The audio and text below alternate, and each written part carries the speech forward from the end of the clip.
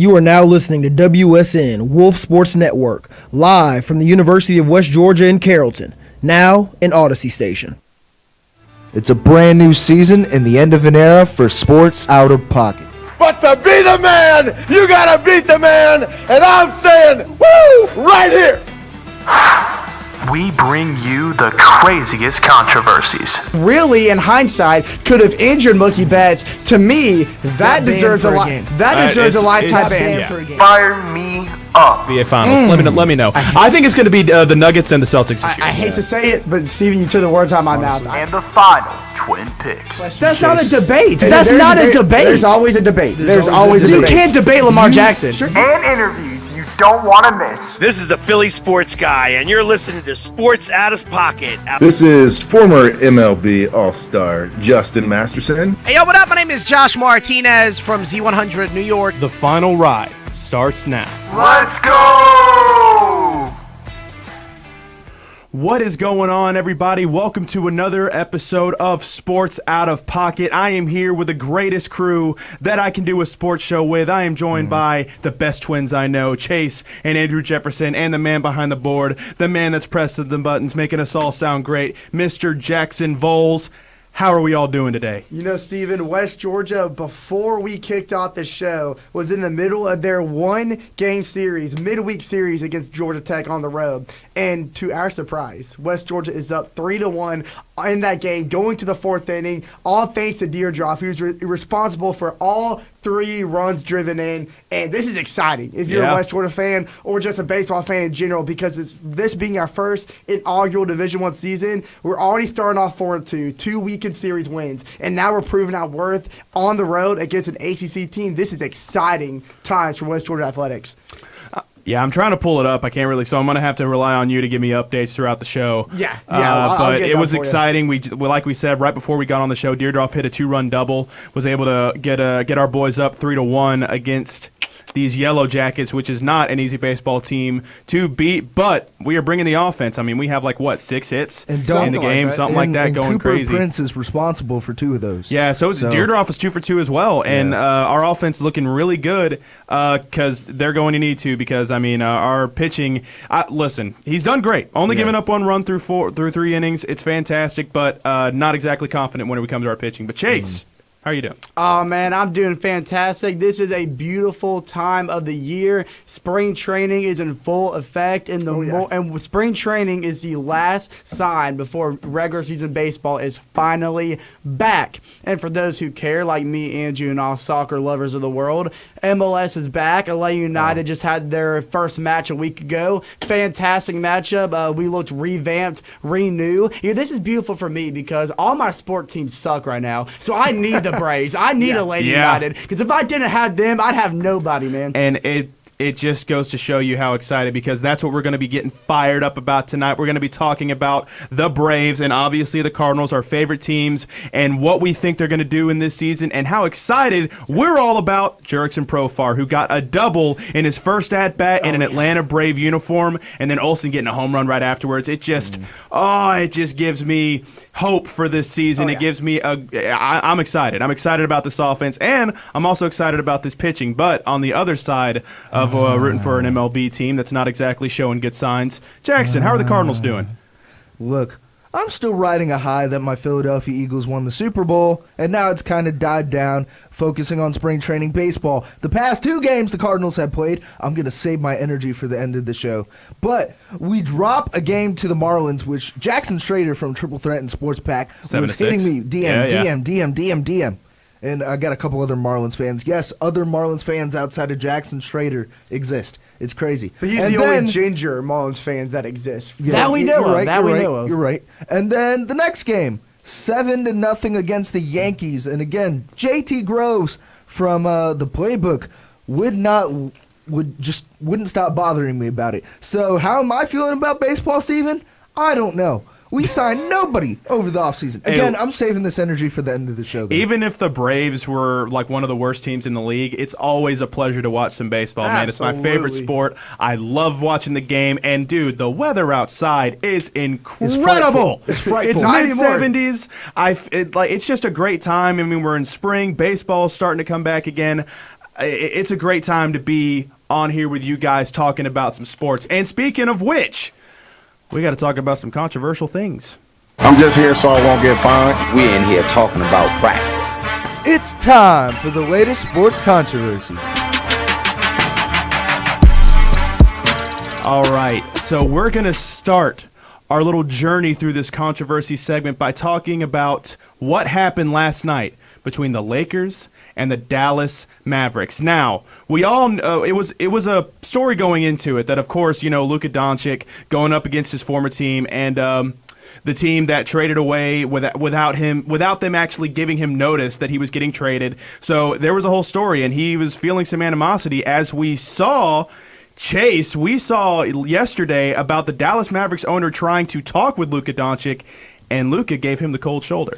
Oh, it was absolutely hilarious. He was out there, Well, Luka does this little pregame thing anyway, where he does some push-ups, some stretches, whatever. But it was right before the Lakers, the Mavericks GM went to go talk to him. Luka was stretching. He was talking to his teammates, having conversation. In the moment he went up and tried to say something to Luka dropped down, started doing push-ups, and didn't give a care in the world about what that man was saying. And it was just all around the stadium, not even on the court. So Luka Doncic, he didn't shoot the ball particularly well. He shot 6 for 17. Yeah, he shot pretty well, 1 for actually. 7 from the three-point line, but he still posted a triple-double with 19 points, 15 rebounds, and 12 assists. And he became one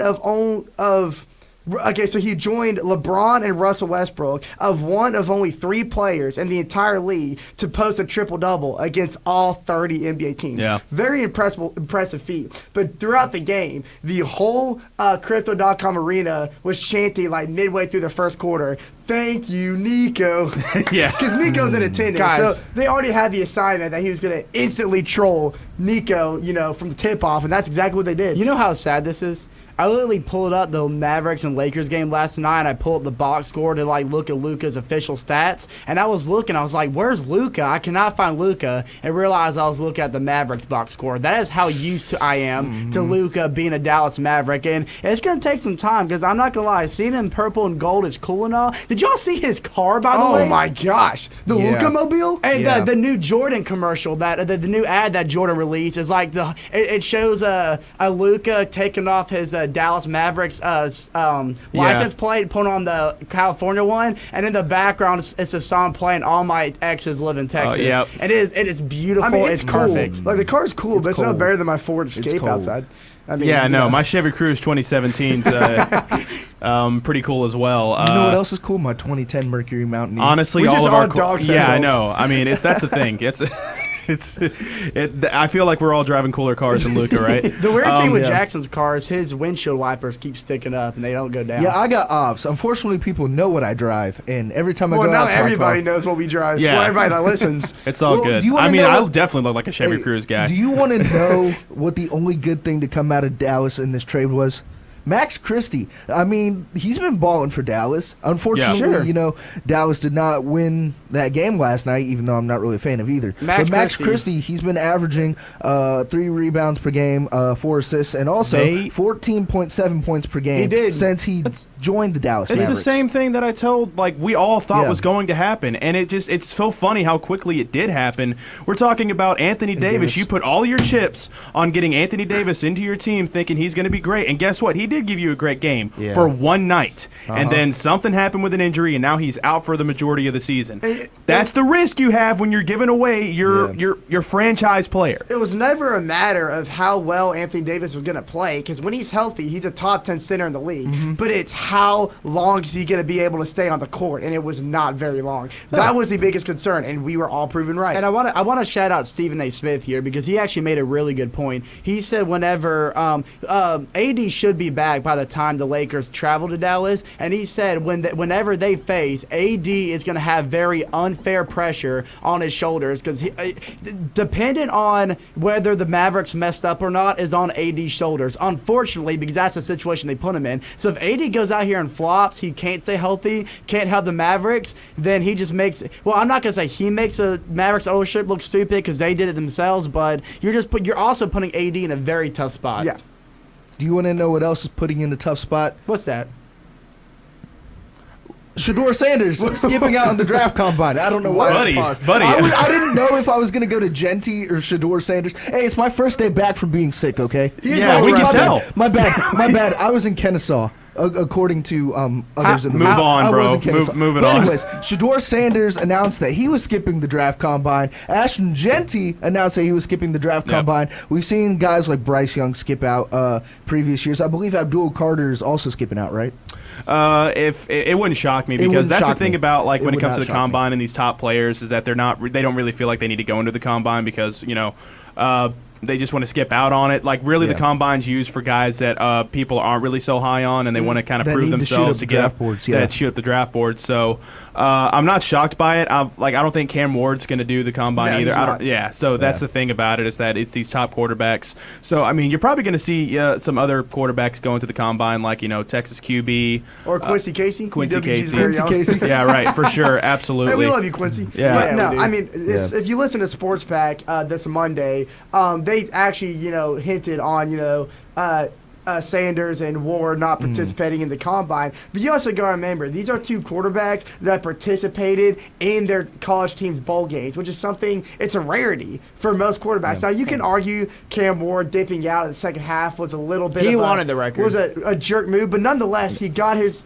They're already the top two quarterbacks that's the thing, in the draft anyways. I think this is a bad move from Shador Sanders because there have been some reports coming out from NFL scouts saying that he's not good in the locker room. Well, it's not the fact that he's listen, if he's a selfish player, then dude, selfish players have succeeded in this league. Yeah. That it doesn't really matter. My whole thing is NFL scouts have come out and said that look, if it wasn't for his last name, not a lot of news would be about him because he's just not the type of guy that can succeed in the NFL. I don't understand it either because I look at his skill and I think that he can succeed in this league, but I don't know. Is he better than what you're going to get in from the Texas QB? Is he better than what you're going to get from? Look. Is he the second best QB in the draft class right now? 100%. I want to propose a question to the three of you. Go for it. With Shador Sanders skipping out on this draft combine, you see other guys behind him like Quinn Ewers, Jackson Dart, I don't know who else, Dylan Gabriel. If they have a fantastic draft combine, fantastic pro day, do you think that they shoot up into that first round? We see guys like Kyle McCord, who statistically had his best college season last season for Syracuse, and a lot of people are saying he's going to shoot up to easily round one. I'll tell you this, Jackson. If this were 2 years ago, I would say absolutely not. But after what happened last year in the draft, when we saw all those QBs getting taken off of the board within the first 20 picks, we don't know who's. I mean, like you said, you assume the Raiders are probably going to pick a QB. You assume the Giants are going to be looking for a QB. It just depends on if they're going to trade for one. There have been rumors about we got a QB. The Falcons have a QB that people, hey, you want who wants Kirk? Who wants him? One thing you got to remember though the is Browns. The top teams in this draft are going to go for dual threat guys because they don't have the offensive line to support pocket passers. So to me, despite them dipping out, Cam Ward or Shadir is going to be the top two off the board. Like I said, the main position that people have got to look out for because it's just so stacked this year is defensive edge. And the Falcons are talking to you. I mean, we're talking like 6 guys are going to be off the board within the first 20 picks because, I mean, getting pressure on the QB is probably one of the main things that teams are focused on this year, and it should be the main thing. Please, for the love of God, the Falcons need to have a defensive edge guy at pick 15, and if we pick a guy in the secondary, if you pick a guy on offense, I'm going to flip a table. With your luck, y'all are drafting another QB. Heck no, dude. Don't speak that into existence. Don't speak it into existence. I don't want anybody. Our offense is set. I don't want anybody on the offense. But it's time for some cash or trash. Here comes the money. Here we go. Money talk. Here comes the money. It's Sports Out of Pockets, cash or trash. All right, so we're going to throw this over to the guy that's behind the board because I'm sure he's got some opinions here that we're probably all going to, let's face it, we're probably going to trash it. But we're going to hear him out anyway. What you got for us, Jackson? This is going to be like a Who Let Jackson Cook live on air. For my cash or trash, we spoke with resident Steelers fan, Mr. Andrew Will, Professor Andrew Will. Andrew Will, if you're watching, shout out to you. And we were talking about, there are a lot of reports about the Steelers moving on from Russell Wilson, and we see, Fields possibly getting shipped off as well. Here's my cash or trash. The Steelers go after a QB in the draft class this season. Trash. Cash or trash? If there is a button in front of me, I'm hitting trash so many times. Andrew Will knows this.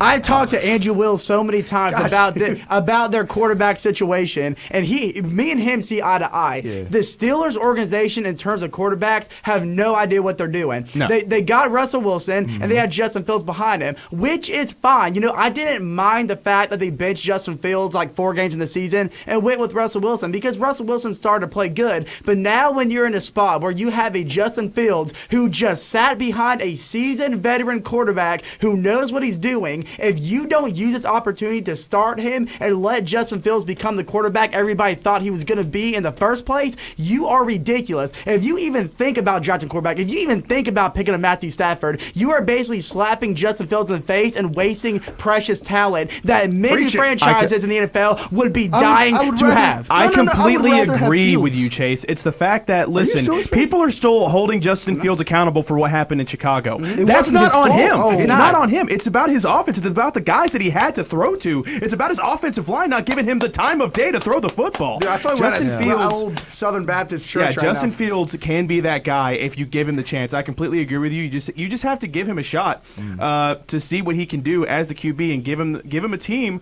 that he can succeed with. I mean, him with a I think him and the George Pickens connection is lethal. Look, Justin Fields, there's at least like 4 or 5 QBs that I would start.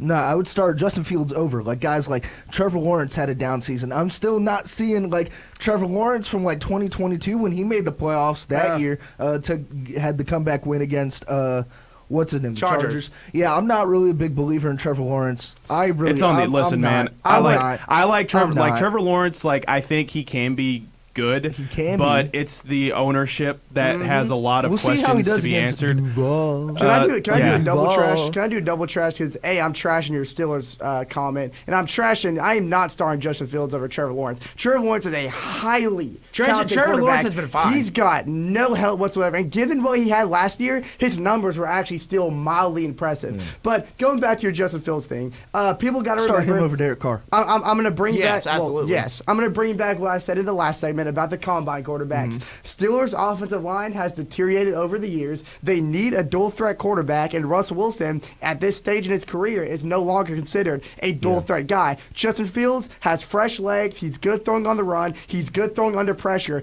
That is a guy you need under center. And people were concerned about his lack of offensive production through those first 4 weeks. But like you said, Chase, now that he has a full season behind a guy like Russell Wilson who bolstered that offense, he's going to take that to the table when he sets on the field if they let him. And if you want to know if that works, if you want to know if sitting behind a seasoned quarterback works, look at Jordan Love, look at Brett Favre, look at Aaron Rodgers. They all sat behind seasoned quarterbacks. Michael Penix, I guarantee you, is going to be a lot better than people think because he has sat behind a seasoned quarterback. It's like I said, it's mentorship. What we can see from out of Michael Penix was that he is a very accurate passer, and the one thing that I'll give Russell Wilson this: is he one of the quarterbacks that I would like to start and have for my franchise? No.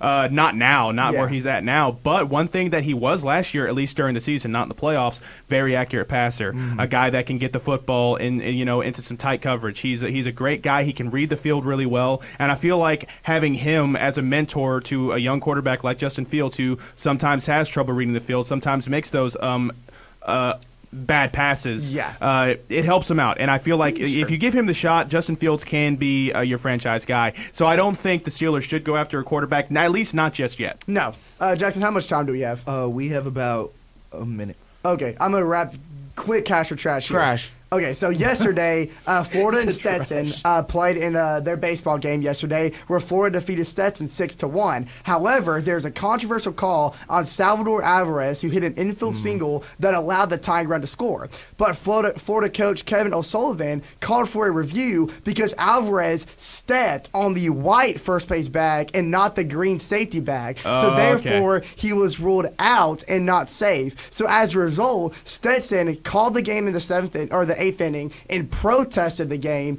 and now the game's going to be further evaluated. And if Stetson wins the protest, the game's going to resume on a later date in the 7th inning as a 1-1 score, and they're going to redo the entire 7th inning. So my cash or trash is this a flawed rule in college baseball? Should that still count as safe at first, or do you think it makes sense that he has to touch the safety bag for it to count as a infield single? Well, that's the thing is if you're gonna give out a rule, if you're going to make the rule in college baseball, everybody's got to follow it, and everybody's got to be the thing. If that's the rule, I can understand the protest, and I can understand them wanting to get the call right. Is it this whole thing where they're protesting it and they have to delay the game and this whole... Oh, it was like a 20-minute delay. I don't know if you make that big of a deal about it. I understand it's a tough moment because, you know, it's a 1-1 game. Yeah. It's tensions are high. But, yeah, I can understand the frustration for sure. It's, you know, if you're going to implement a rule in the game, everybody's got to follow it. I guess since last year, it would have technically counted as an infield single because they didn't have the safety bag. Yeah. And that's why they're frustrated because it's kind of dumb. I understand the safety bag, but from that pivotal moment in the game, it's kind of a bad judgment call. Yeah, my problem is it's a non-conference game. If this is a conference game, I could see too. it. This doesn't really matter that much. It's a non-conference West Georgia. It's a non-conference team. Like they're so close to an upset that they want it so bad. But making this big of a deal out of a game that really doesn't matter for Florida. Like Florida's just like, seriously, we're gonna have to play another inning of a game that's like non-conference. Like we're focused on SEC matchups in the future. We're trying to win a national championship this year. We got to worry about a non-conference team. Yep. But one thing that we ain't got to worry about is showing some love to the other shows of the station. We're going to give a few seconds to show that love, and we're going to be right back with some roster roulette.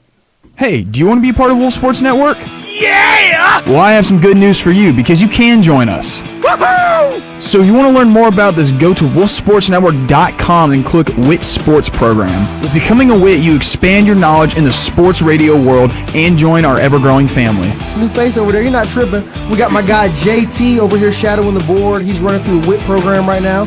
Brandon, how you feeling, baby? Welcome to Sports I'm feeling Back. great being on here for the first time. And we can't wait to meet you once you join us. Let me tell you all about this new show that's going to be on Wolf Sports Network. Get with the playbook. Get with the playbook.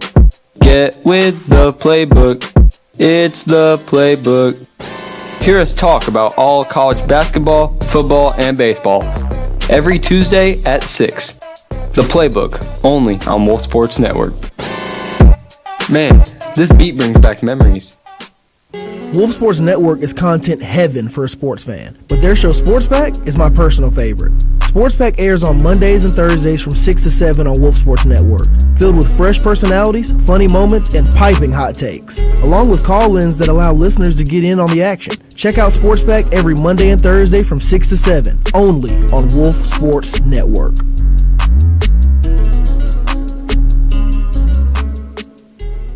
It's a tale as old as time. All good things must come to an end. But this final ride is going to be legendary. Oh, yeah. More legendary than this. Is this the dagger? And this. Diggs! Sideline! Touchdown! So be sure to listen to Triple Threat every Friday starting at 11, only on Wolf Sports Network. Wolf Radio and Wolf Sports Network are proud to boost literacy rates with our pre-K book drive. Our ongoing book drive will provide a new or gently used book to every child at UWG's Pre-K Monthly. Give today by visiting wolfradio.com/book drive. Together, Wolf Radio and Wolf Sports Network will make a brighter future. Visit wolfradio.com/book drive. In a recent survey, almost 53% of full-time college students ages 18 to 22 drank alcohol in the past month. This is why the Crafty Rabbit Meadery has joined Wolf Sports Network and Wolf Radio's Drink Responsibly campaign, reminding you there is no drinking under the age of 21. Never drink and drive, even if it's one beer. Add food and water when you drink so you don't end up texting your ex, which means know your limits.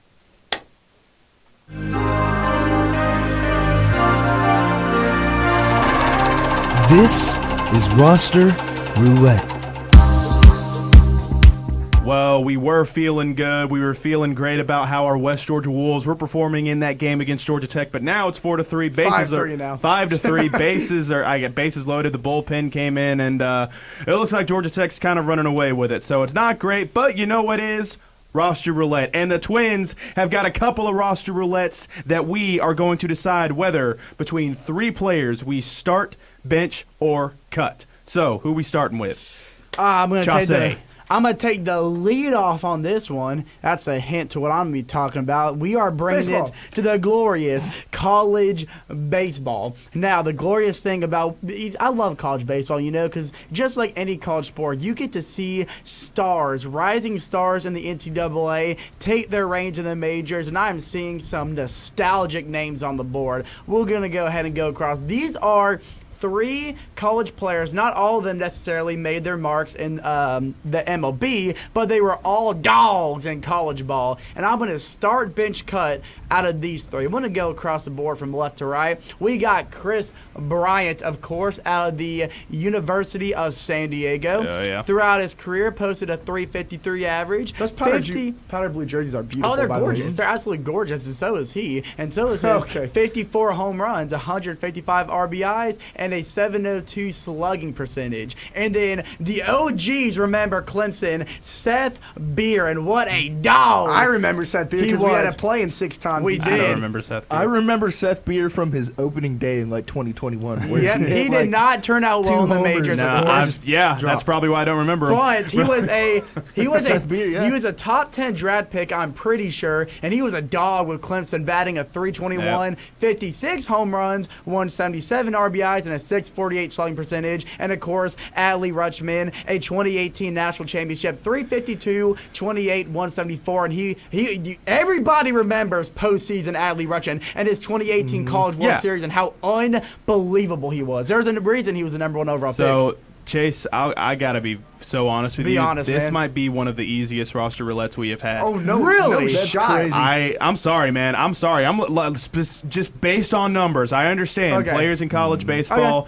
Things are looking, you want certain guys up like in the plate. Like Adley Rutschman had an unbelievable college World Series, and so you look at him and you think, okay, that's the guy that I want up. But let's go on the numbers, man. Do you see Chris Bryant's numbers in college? Do you see that? A slugging percentage of 700, 54 home runs, and a .353 average for his college career. Yep. And I know the RBIs, took a downturn, but still, man, 54 home runs with a .350 average. I got to put Chris Bryant as my starter. Fair. Okay. Now, Fair. Beer. There's another guy that I'm looking go, how in the world did nothing translate into the pros? Now, if we're talking about pros, Adley Rutschman's getting my bench and Beer's getting cut. But if we're talking purely college, I'm looking at those numbers. I see 56 home runs. I see a 321 average with 177 RBIs. He was just a little bit more productive getting the runs in than Adley Rutschman. So, the slugging percentage, again, higher than Adley Rutschman's in his college career. So, just based off of the numbers, I'm going to put Beer on my bench, and I'm going to put Rutschman, and I'm going to cut him. This one's not as easy as you say it is because I disagree with your first one. Seth Beer is undoubtedly going to be starting for me. And I think I may have a slight advantage over you because Seth Beer played for Clemson when I first started watching 4A baseball. So I saw this guy like 6 times every single season until he got drafted. Seth Beer is, I believe, fifth or third. He was a first-round draft pick, He's too. fifth or third all time on Clemson's stolen base leaders. That guy was insane. Does he have a World Series on ring? the bases? He Does he have a World Series ring? He does not. But we're talking Not about, even close. We're talking about collegiate. Does he have a ring? We're Not talking, even close. We're talking about in between the dining halls. look. And listen, Seth Beer, if I'm just going freakish athlete. Did he slug over 700? He did not, but 648 is pretty darn close. And he had almost 20. He had 22 more RBIs than Chris Bryant. Seth Beer, you are my easy number 1. Chris Bryant is going to be my easy number 2. Because Adley Rutschman, though he's going to be the most profound pro player, I think he is going to surpass Chris Bryant in MLB production. But nonetheless, just college level just wasn't there until we saw him in Omaha. So Chris Bryant's going to get the bench for me, and Adley Rutschman, I mean, I had to cut him, but daggum, Seth Beer was amazing. Look, man, I want to give mine next. Well, So you're the only one I'm remaining. I'm looking at this. I am going to agree with Mr. Stephen Lambert on that number 1 with Chris Bryant. Number 2, again, do not sleep on Adley Rutschman. I see that the homer numbers and the slugging percentage are low, but you also got to remember, they're normally low for catchers. They're normally low for catchers unless you're like, Sal. Not if you're Adley Rutschman. Or Buster Posey. I'm talking about in college. Or Buster Posey had like a 702 slugging percentage at Florida State. Dude, if you're catcher, I understand, I get it. The offensive numbers could be low because catchers are usually known for their defense and their pop time. But still, I mean, you understand what I'm trying to reach. You understand, Adley Rutschman, number 1, it was a first round pick, number 1 overall. Number right? 1 overall. Number 1 overall. So I mean, I gotta have to judge him a little bit when it comes to the offense. Yeah, but I'm also looking at this, so I'm going to bench. Based on looking at these numbers, again, I realize, catcher's numbers are normally lower when it comes to slugging. Buster Posey was just a different breed. Yes, he was. Yeah, trust me. Yes, he was. There's a reason they call the catcher of the year award the Buster Posey Calm award. down. Are we talking about Buster Posey? No. I feel like we had to when we talk about catchers. No, we're not. Well, yeah. Why isn't he in this list? Yeah, like why didn't you give me Buster Posey, Chase, if you want to argue Buster Posey? I'm not arguing. Because that would have been biased. They would have picked Buster Posey. 100%. Yeah, you're right. 100%. Steven just said it. I'm gonna go against your ACC rival. I'm gonna go with your ACC rival, Seth Beer. I'm not very familiar with Seth Beer's college game, but I'm very familiar with his 2 homers on opening day for the Diamondbacks 3 years ago. Again, he didn't translate very well into the That's MLB. not what we're talking about. But Seth Beer, looking at these college numbers, 56 homers, 177 RBIs, and a slugging percentage of .648. I'm just a little, kind of low on the average and slugging percentage compared to Bryant and Rutschman, but I'm still going to bench Beer. I'm going to cut Rutschman. I know you have to go to Andrew, so I'm going to go through mine pretty quickly. I agree exactly with Andrew. Seth Beer, you not only talk about stolen bases, people remember how dominant he was on defense. He was fantastic. If I'm not mistaken, I think he made one error throughout his entire college career. Defense does matter. It does matter. That's why Tennessee won the championship. And I'm going to have to fact check myself. I could be very wrong, but I'm pretty sure. So I'm going Seth Beer, Chris Bryant, and I'm cutting Adley only because his freshman year wasn't as great as Beers and Bryant. So that kind of slowed down his numbers a little bit. Okay, so let's switch it to mine. So you talked about great, prominent players in their respective sports. Mine is the exact opposite. We've been on a football train this episode, so I'm going to take it back to the NFL, but back to some quarterbacks that people want to forget. But for those who are a fan of the teams that these quarterbacks play for, I'm about to wake up your worst nightmare. We are talking about Matt Leonard, Chris Winkie, and Jamarcus Russell. And I know you see the numbers. That's why I'm chuckling over here. Let's talk about Mr. Matt, okay? He played for the Cardinals, Texans, and Raiders throughout his career, had an 8-10 record, 15 touchdowns to his 21 interceptions. He was a college stud at USC. Yeah. But his career was derailed by injuries. I have to throw that up there because it is something that you Russell. No, he did. I'm not excusing him. Oh my gosh, but now Russell. we're gonna get to him.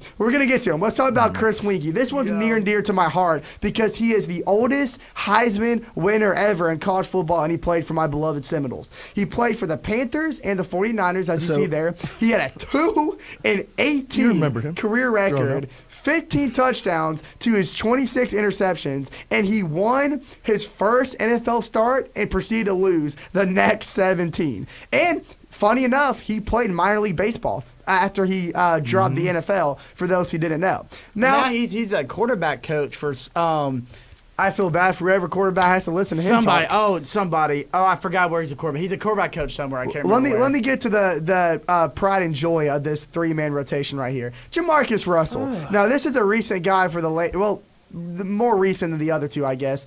He played for the Raiders, and there's a reason that was Georgia the only Tech. team He's he a ever quarterback touched. coach at Georgia Tech. That's the only reason the Raiders is the only team he ever touched. He had a career record of 7-18, had 18 touchdowns to his 23 interceptions, and he is widely known as one of, if not the biggest bust in NFL history. He held a $61 million contract with $32 million guaranteed, but obviously that was never delivered.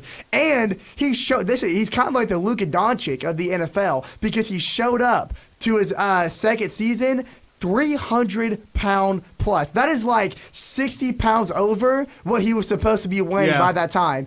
And he had work ethic issues, obviously, and he was out of the league in 3 years. He just thought he was going to come to the NFL and, be who he was in college. He thought he could just have the same type of regimen he had in college and be able to compete as well in the NFL. And dude, are we doing this based off of who's the worst? Oh no, you got to pick which one you want as your starting quarterback, buddy. Oh, it's the opposite. We have to It's Slim Pickens here. Then Jamarcus Russell's cut. He's no doubt, and absolutely no doubt, Jamarcus Russell's cut. He's got his head down. And then it's just a matter of picking between. with you actually. Oh, what? He's not cut. You're giving him a roster spot? Look at that! Look at that QBR. Chris Winkie's at 0. All right. I'm benching Jamarcus Russell just to let you know. Chris Winkie sucked so much. He didn't even have a QBR. Listen. Chris Winkie, when I was doing this graphic and looked up his stats, he sucked so much his QBR was blank. It was zero. Okay. It was zero. Okay, look at the Panthers. He was on the worst team in Panthers history. He was on the worst team in Panthers history. All right. You want to know what his best record was? 3-13. Did you not hear what I said? 3-13. He's on the worst team in Panthers history. It's like a what if scenario. It's like being on the 0-16 Lions. That's how bad the Panthers were. The rookie year that Jamarcus Russell had was solid. It was solid. That's solid? These are all worst seasons. Yeah, is that what we're basing it off of? No. We're basing off of worst seasons. This was not his rookie season. Yeah, so if we're basing on worst seasons, that's awful. If that fine. If we're basing it off of worst seasons, look at his worst season compared to Russell's worst season. Chris Winkie. Jackson, season. Answer me this. He went 1-14. Answer me this. Are we doing start bench cut based on those seasons? Yes. Then Russell is out of here. Russell gotta go, is man. gone. He played like a total. Jackson, that's insane. We're on dude. agreement that Matt I was is the making starter, the graphics and I was looking at. Leinart's a starter. Leinart's a starter. I'm looking at. Yeah, if I'm looking at. starting Leinart. Yeah, I'll start Reinhart, Leinart. Winkie, Russell. There we go. I was looking at this. Winkie had a 1-14 record. Russell at least won 4 games. He went like 4-9, and then they benched him. Did you not hear me? We're going off of that season. Jackson. Turn around and look at his screen. Jackson. That is that season. Jay, look at his stats. Listen. He's sad. There's not even a happy picture of him on Google Images. Jackson, this is who we're talking about. Jamarcus Russell is the worst draft bust ever. Ryan Leaf is. Jamarcus Russell beats him. Ryan Leaf is pretty close. He is the worst. Dude, $61 million the Raiders gave him to be their next franchise quarterback. And that was what he was doing. That was a number 1 guy. This guy was the number 1 what was it, like number 1? Number 1 overall. Number 1 overall pick. The worst draft bust, not only in NFL history, but in sports history. In sports history, this guy is known as one of the worst picks ever. Also, Russell was young. Chris Winkie was an elderly in the NFL. Russell had years. He was a youngin. He had room to thrive, and he didn't. I also forgot to mention. Do you know? Hey, this is a real stat. Russell fumbled the ball 22 times that season as well. He fumbled the ball. You thought Desmond Ridder was bad? Look at Russell trying to catch a snap. Yeah, Russell is out of here. He's not even looking Jackson, at my I get it. Great. You're trying to be different, and you have the And knowledge. you are different. I am right. You're not right. I am right. You're 22 so fumbles. wrong. He can't even hold on you're to the so snap. wrong. He can't throw the ball if he can't catch a snap. Chris Winkie's best season was 22 fumbles. 1-14. 22 fumbles. 1-14. He was on a worse team than Russell and My still whole had thing better is, stats. If you're basing it off of like the records, then like you got to look at the team, bud. You got to look at the team. At least the Raiders had like a decent defense Also, that year. That's the reason they won the game. It wasn't because of Jamarcus. Winkie was on a worse team than Russell and had better stats than him. Yeah, Russell was easily getting the cut. It's Don't not roll even your up for eyes the at hit. me. I just spit facts over here. You're also spitting on the mic. Yeah, that was that man. That might have like if you that's who you're let Jackson cook, Yeah, it's bro. tired of you, Chase. That mic has had enough. Yeah, of you. man. Yeah. All right. We're gonna go ahead and get into some lottery.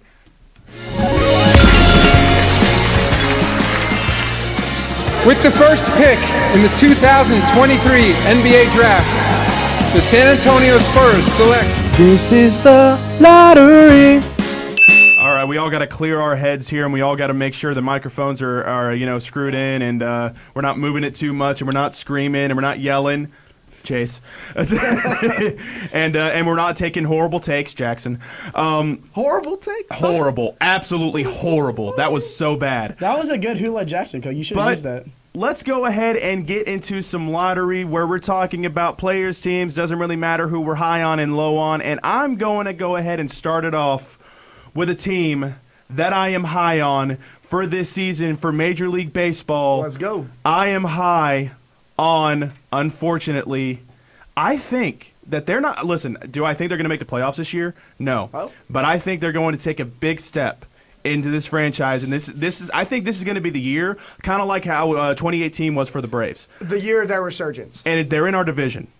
I like the Nationals. I like the Nationals this year. I like the prospects that they're bringing up. I like the pitching rotation. I think that this year, like the offense is going to take a big step into getting back to where they were in 2019. Like I said, they've been struggling since the Juan Soto trade. Like it was basically just Juan Soto and a bunch of nobodies for their lineup for like at least 2 or 3 years, and now they're kind of trying to re-bring some people. They're trying to get some people back, and I think that they're doing a great job. I think their farm system's starting to get some prospects in. I like this Nationals team, and I think. Correct me. I think they get at least 80-something wins this year. C.J. That'd be Abrams, awesome for the Nationals. C.J. Abrams is due for a big breakout. He already had sort of a breakout season last year, but I think he's even going to improve on what he did last year. Correct me if I'm wrong. Is it Meneses that's on the team? Joey Meneses. Yeah, Joey Meneses. I like him, dude. I think he's a great, piece for them in that lineup, and I think he's going to have a breakout season. And and if you want an underrated player, I got Joey Meneses this year having a breakout season this year. Oh, there's your answer, Jackson. Finally, my There you answer. go. But I also want to bring upon some acquisitions that they had this offseason. Yeah. And I completely agree with you. I'm very high also on the Nationals. They have a great young team. Luis Garcia is definitely another guy. About Luis. Another guy who's second going to baseman. improve on what he's doing. They brought in Nathaniel Lowe. Good addition. Gold Glove winner from the Texas Rangers. We're also looking at, C.J. Abrams. The guy who showed some promise last season, James Wood. A younger guy, Jacob Young, also a great player. He was like a top 3 prospect heading into last season, right behind like Jackson Holiday. And then you also got Dylan Cruz, who in my opinion is my NL Rookie of the Year. Okay. Wow. Yeah. And you also got, in addition, shout out to Jackson Trader, who was a big fan of this guy when he played for the Marlins. Josh like Bell. everybody else. Josh like Bell, That Josh is Bell. right. They do have Josh Bell. I wish they still had The Lane only thing Thomas. that is shaky, I'm glad they got. All I'm saying is Like I I'm said- glad they got rid of Patrick Corbin. It's the pitching that worries me. Yeah, the pitching is a little bit, but like I said, they're trying to bring in prospects. I mean, they got a couple of guys in farm system that they're trying to work up and get to that point, but it just takes a while for pitching to develop. I also just like I said, here's the thing with the Nationals: if their offense can keep up to where they are, if they were in any other division, our division right now, we just have 3 teams that we all believe, like the Phillies, us, and the Mets, Marlins. that NL believe that East they're is going to make the playoffs this year. So the Nationals are just in a tough spot and in a tough division. So I don't know. I feel like like I said, they're going to get like 81, 82 wins this year. I just don't think that's going to be enough for them to get into the playoffs. But that's still big step up for that franchise. It's like the main emphasis of the season because of how insanely loaded the National League is as an entirety aside from the American leagues, I was going to say the Dodgers play for the American League. I don't know why my mind went there. But no, National League, top to bottom, easily outranks the American League. Now, in the NL East alone, where the Nationals are stuck on, they're in purgatory right now. So their main emphasis has to be how, like you said, how can they take a step up? And even though the bullpen especially was really, really detrimental to that team last season, they drafted the 4th most pitchers out of any team during the draft. They, rightfully so, went pitching heavy. Yeah. So you got to let those guys grow in the farm system and just take a year of just kind of work through what you have right now in the pitching rotation and in the bullpen. But in the next 2 or 3 years, when these pitchers start developing into their major league selves and play that high role, because there are some highly drafted prospects. Nationals had a lot of high picks, especially in that 2nd and 3rd round. So once they kind of develop a little bit more with their minor league stuff and get into the majors, that could be a nasty national team in the next 2 or 3 years. It's gonna take a while for them to develop, but when they do, it's gonna be great. What do you guys got? You got son, Adrian? I actually do. Oh, go Jackson. We'll shoot at Jackson. You talked about a National League team you're high on. I want to talk about an American League team you're Better not be the Red Sox. I already did it. It is not the Red Sox, but I'm glad you agreed with me. Still on good that. answer. Can I guess? This team- Yeah. I'm going to say you're going to bring up the Athletics, aren't you? It is not the Athletics. Oh. Can I guess? I am high on the Athletics. Can I play the guessing game? I just want to take a guess up there. Give me the. It's a team that made the playoffs last season. The Royals? The Royals? No. Okay. Tigers? No. Oh. The Cleveland Guardians. I understand that they made the American League. The Guardians. I'm high on the Guardians. American League Championship Series. What a great reach. I didn't really expect them with a new manager coming in and Stephen Vogt. I thought that they were going to make their ceiling was like American League wild card. But then they showed promise making the American League Championship Series. Big Christmas is that guy? Yeah, John Kenzie Noel, fantastic player. Honestly, my AL Rookie of the Year is John Kenzie Noel. If we ever do something like that. But I want to talk about this Cleveland Guardians team. The only thing that was wrong was their starting pitching in that American League Championship Series. Guys like David Fry, Stephen Kwan, John Kenzie Noel were going off. Josh Naylor, my fantasy MVP. The fact that Shane Bieber can't stay healthy. Stephen Kwan, one of the most consistent hitters. hitters. Shane Bieber stays healthy, dude, he had like 25 strikeouts in the first 2 games he played. Yeah. The first 2 games he played. High strikeout guy. That's what he is. He's the ace of that team. And I completely agree with you. If he's able to stay healthy and be a very centerpiece for that rotation, it's the same thing with us for Spencer Strider. Oh yeah, they rely on guys like that. It's like Shane Bieber is the Spencer Strider for the Cleveland Guardians, a high strikeout guy that can be your ace, that can get you deep into games, high velocity too. And it's just going to be one of those things to where if they can stay healthy, and their mental health coach is a really big asset to that team. We got to tell you the story. Hey Jackson, after. real quick, when you say you're high on the Guardians, do you think they could truly win the American League? You know, it's American League's open this year, dude. It kind of is. It's going to be tough. I think they are up there with the Yankees and the Red Sox. Because, Jackson, I think I agree.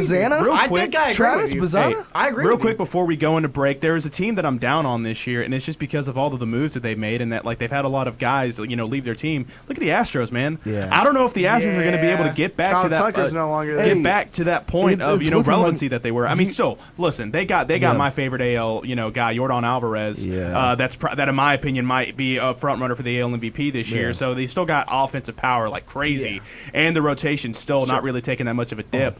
But I still think that the Astros, last year they had a bad series against the Tigers. It's just one of those things to where I don't think the Astros are going to be able to get back to that point, get back to being a front team in the American League. I mean, let's see. All eyes are on the Yankees right now. The Orioles.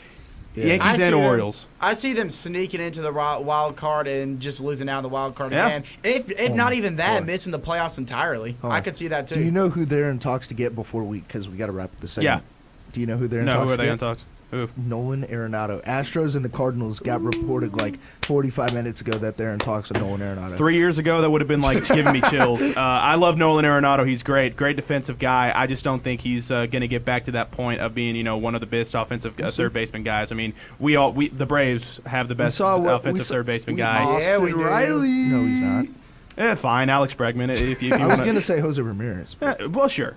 Jose Ramirez is great, but I got my big young, thick Austin Riley over here. No one defends. Oh man, no you one gotta love defends him. a hot corner like that, man. And he's great at golf. But all right, we're gonna go ahead and take another few seconds to show some love to the other shows and the station.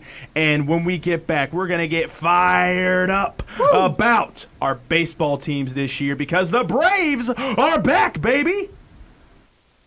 Hey, do you want to be part of Wolf Sports Network? Yeah! Well, I have some good news for you because you can join us. Woohoo! So if you want to learn more about this, go to wolfsportsnetwork.com and click WIT Sports Program. With becoming a WIT, you expand your knowledge in the sports radio world and join our ever-growing family. New face over there, you're not tripping. We got my guy JT over here shadowing the board. He's running through a WIT program right now. Oh. Brandon, how you feeling, baby? Welcome to Sports I'm feeling Fan. great being on here for the first time. And we can't wait to meet you once you join us. Wolf Sports Network is content heaven for a sports fan, but their show Sports Pack is my personal favorite. Sports Pack airs on Mondays and Thursdays from 6 to 7 on Wolf Sports Network, filled with fresh personalities, funny moments, and piping hot takes, along with call-ins that allow listeners to get in on the action. Check out Sports Pack every Monday and Thursday from 6 to 7, only on Wolf Sports Network.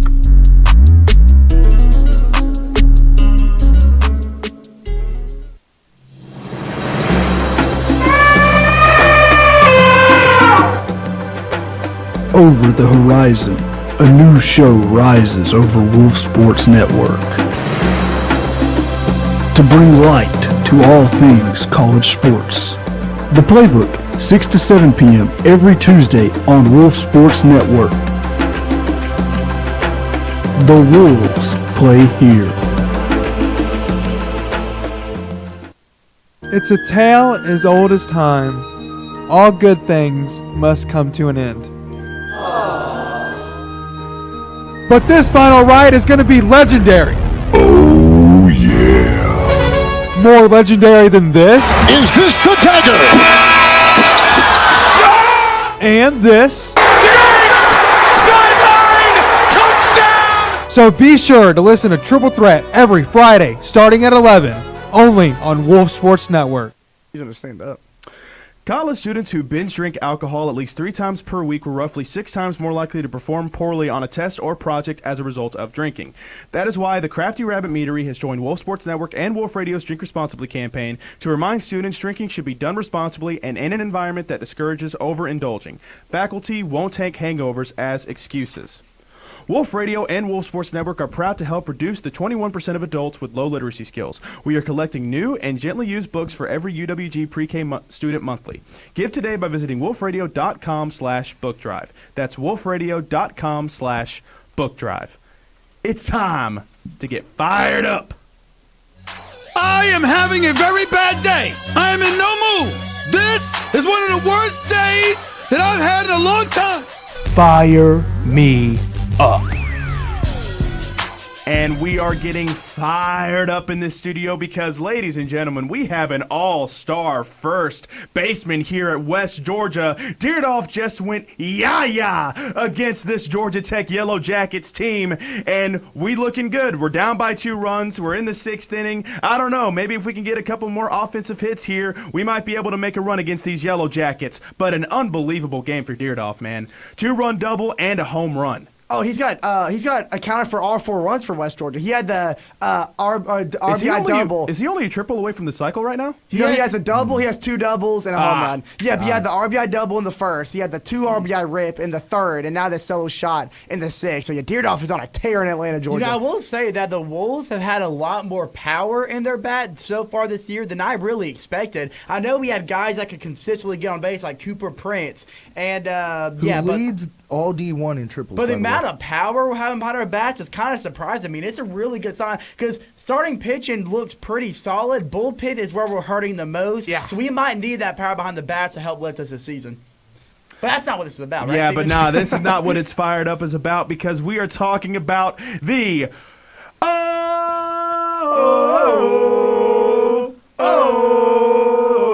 Ladies and gentlemen, we're not choking yet. We ain't choking yet because the season has just started, and Jurickson Profar has just played his first game today as an Atlanta Brave spring training, and the first at-bat that he had a double, and then Olsen right after him got a home run. And let me tell you something, this lineup, when everybody's healthy, you got Acuna, you got Ozzie, Austin Riley, Olsen, Jurickson Profar. Man. I mean, the outfield is in my opinion, it's like, if it's not the best in baseball, it's top 3. Pretty darn close. Jurickson Profar, Michael Harris, and Acuna, all in that outfield.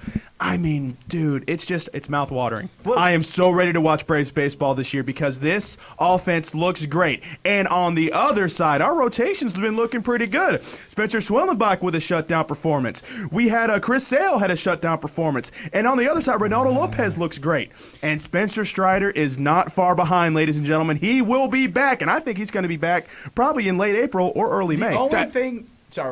The only thing that scares me so far that I've seen from the Braves spring training is on the bullpen side. Oh, bullpen's we horrible. knew that. We knew that. I've been keeping close eye on the pitching side because we're still trying to find that 5th man. We had Ian Anderson pitch against the Rays a couple of days ago. 1 strikeout in 2 innings pitched. Not even 2 full innings. The control's not there yet. I think he's probably going to have to figure it out in the farm, or they might be putting him in the bullpen just to I think he's going to be sent back down. And to the another minors. guy that's in contention is A.J. Smith-Shawlier, who pitched today for the Braves, pitched 2 innings. I watched both innings. His location was pretty fantastic. Yeah. He was nailing the corner on those fastballs. So I think that could be a really good sign. Anything to relieve Grant Holmes and stick him in our bullpen, who needs to be bolstered up. Grant Holmes has actually been struggling this spring training. I'm not going to lie. Which is why we don't need him as our 5th man. But let's keep our mouths watering, because what this alludes to with Profar, what we saw in his spring training showcase, is what we got glimpses of throughout the entire season back in 2021.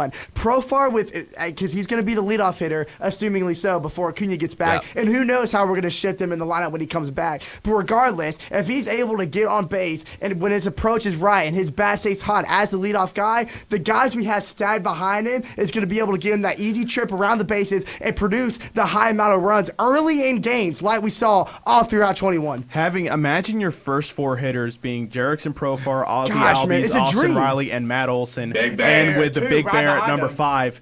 That is a great top half of the lineup that looks like they're going to be producing really well. And somebody that's not excited about watching baseball this year because his team stinks. And that's why stinking it up. How about them Cardinals, Jackson? Joey, I'm going to be sitting down for this one. Because he's depressed. If you're listening. You know, the Cardinals are 1-4. I kind of expected this in spring training. I'm not gonna lie. We lost guys like Lance Lynn, Kyle Gibson. It is what it is. Blah blah blah. You know, we're probably gonna trade Arenado before the season. But guys, they have Sonny Gray. They have Sonny Gray. The only upside that I'm looking to this Cardinals lineup is the prospects. We have a top 3 farm system in the entire MLB. The problem is the organization does not want to use it. Listen, I want to talk about this because we traded away Zach Gallen, Sandy Alcantara, Randy Arozarena, Adolis Garcia. Joey, I'm standing up. Adolis Garcia. Sandy Alcantara. Bad? Yeah, I know, bad for the Cardinals. Bad. That was a bad trade. Luke Voigt that was a bad had trade. A great, and it wasn't even a trade. It was just letting them go into free agency. Do you want me to light your mood a little bit? West Georgia has just tied this game up at 6 with runners at the corners and one out. That actually makes me calm That down. is a great. I knew y'all were going crazy over there. So I'm glad. Let me mellow down a little bit. Yeah, come on. The Cardinals, the only way I can see this going upwards is if you keep our young guys in the MLB, because we never had like a set rotation, a set lineup every day. But you have a top 5 farm system in the MLB, and that's massive. You have to be okay with the rebuild. I would be pushing. I'm okay with the but rebuild. our organization's holding back. Yeah. You got to hit that reset button. You got to do it quick. Stop holding back. Yeah. Well, that's the thing about it is that look, I understand you have a top 3 farm system in baseball, and you're waiting on them to get used. Guess what, buddy? The Braves had a top 3 farm system, and it took us a while for us to get our guys called up and to get used. And sometimes you just don't know what you have until you know. Really, you don't know what the good days until they're gone, like the 2010s Cardinals. Wow, that's so sentimental. You took that from the office. That's okay, bud. Well, the last time the Cardinals made the playoffs. All I'm hoping for is before we end the show, I just have one thing that I gotta put up to the baseball gods and just hope that it stays true. Please let us stay healthy this year, man. We cannot afford more injuries. I am so sick and tired. Sean Murphy, the Cardinals. Sean Murphy, I need you to stay healthy. Spencer Strider, please get the elbow fixed. Acuna, buddy, listen, man. You need to put some like magic sauce on those knees or something in the ACLs and the MCLs and all this other stuff because I'm sick and tired of those ACLs tearing on you. Eat your veggies, eat your Wheaties, It is time, man. You got to strengthen up because let me tell you something. Those bullpen sessions and like the hitting sessions that Acuna's had, like they've been video. Man. He looks incredible. The power is still there. It is not going away at any time soon. If you have to take it a little easy on the basis to keep you healthy, I'm okay with it. We're all going to be perfectly fine. If you have to move down to the lineup, that's what it's going to have to happen. Jerks and Profar can handle it. So that's all we got because, listen, we're still going to be rooting for West Georgia. West Georgia right now tied 6-6. It's an incredible game against this Georgia Tech team. This West Georgia baseball team is exciting, folks. So we're going to be watching them all season, and we're probably going to be covering them for a few games, and your boy right here is going to do some play-by-play. Hopefully, we'll see, weather permitting. But that is all we have for you today. Make sure y'all are tuning in tomorrow for Sports Pack. Thursday, 6 to 7 every week. Also on Mondays, but yeah. Friday, make sure y'all are tuning in to Triple Threat from 11 o'clock. I don't know why I said 5. At 11 o'clock, make sure y'all are going to have a relaxing time on Friday watching those guys because, man, it's always a fun time watching Triple Threat. And congratulations to the Playbook last night for an incredible debut. Unbelievable job to JT, Brandon, and Aiden for doing an amazing job and covering some college sports. It's a great show. Make sure if y'all haven't tuned into that y'all are tuning into that show as well. But from Sports Out of Pocket, from Steven, from Andrew, from Chase, from Mr. Jackson over here with the horrible takes. We will be back next week at 5. Jamarcus and Russell. We're going to be bringing you this great content all semester. We'll see you next week.